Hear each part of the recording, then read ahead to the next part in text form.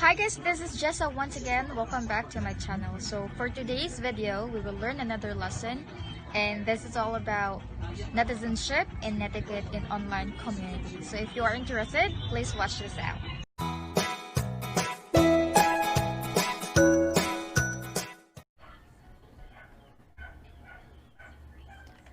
Netizenship and netiquette in online communities. So here are the lesson outcomes for this lesson. We have the first one: students will be able to define netizenship and netiquette. Number two, students will be able to formulate a set of netiquette guidelines. And number three, students will be able to create a campaign video to promote netiquette. Now, let's take a look first on what is netizen. Netizen is a combination of the two words, internet and citizen. So it describes a person who is actively involved in online communities or the internet in general. So individual who has an access to the internet is called a netizen. So in short, a netizen is a citizen of the net. Now let's proceed to netizenship. Netizenship is a citizenship in the internet or in the virtual world. Now let's proceed to netiquette. Netiquette is a combination of the two words network and etiquette, or it is a short term for internet etiquette. So this is a set of rules for behaving properly online. So we should always remember netiquette every time we go online. Alright, so there are different netiquette guidelines that students should follow or we should follow. So the first one is to protect our reputation or your reputation. So whether in real or in virtual world, you are the same person, and do only what is appropriate and share information that does not harm you as a person. So we should always remember that we are still dealing with humans even we are online. So whatever we say offline should be the same as we say online. So our reputation is very important. The sharing of unnecessary information should not be done as a responsible netizen. So the second one is to respect others. Now, as they say, respect begets respect. Be judicious about what you say in your own and others' speech. Now, respect is very important in the real world and so as in virtual world. As I mentioned a while ago, we are still dealing with humans online and they have the feelings. Number three,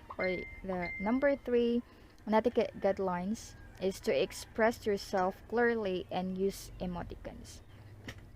Now, communication online is difficult because emotions are not evident during communication. So as we are dealing people online, which is we do not see their faces, it is very important that we express ourselves clearly to avoid misunderstanding. The using of emoticons is also very important because they help us convey a sentiment.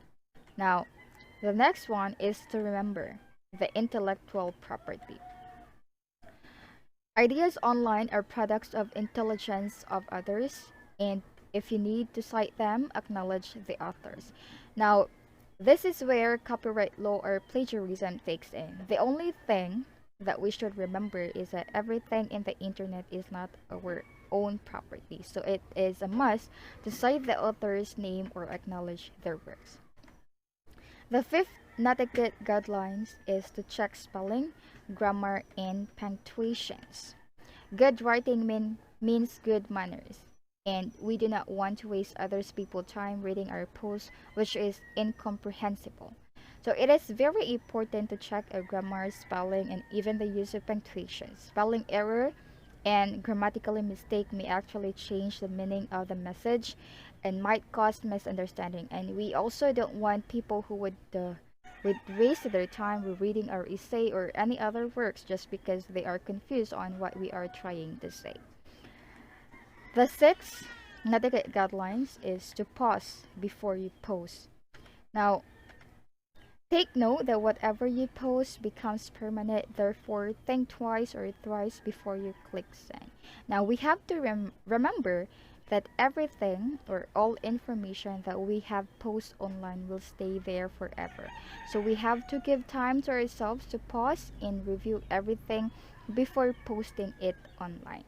Now we have the number 7: do not share your information or do not share your personal information. So sharing your personal information online is like going around the street wearing a shirt printed with your name, birthday, address, name of parents, or etc. The last etiquette guidelines is to think about who or what you are representing. Now, as a son or daughter, you represent your family. As a student, you represent your school. Now, you do not want your family or school to be put to shame by what you do. Now, these guidelines will actually let us back to pause before you post. Being careless and being irresponsible online will not just affect our reputation, but the reputation of where we belong and where we are molded will be included. So that is why we have to think 100 times before posting anything to social media. Now, in conclusions, Netiquette makes online communication go more smoothly. Netiquette helps keep people polite and regulate online communication. Now, as internet and social media deepens, it is very important to be responsible and observe proper etiquette in the virtual world.